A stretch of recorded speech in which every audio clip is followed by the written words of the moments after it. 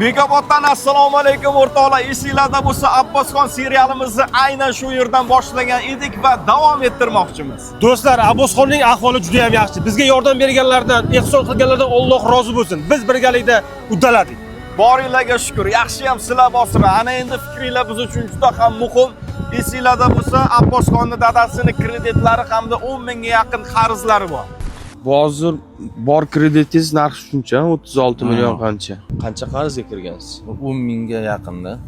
Endi o'sha 8 oy davomida farzand davolash uchun ota o'zini o'qqa ham cho'qqa ham uradi deydi. Ani cho'kayotgan odam pastga ham yopishadi deydi. Shunday. Endi uni ham qanday? Bundan $500, bundan $1000, bundan $300 ashna qilib yig'ib olganman.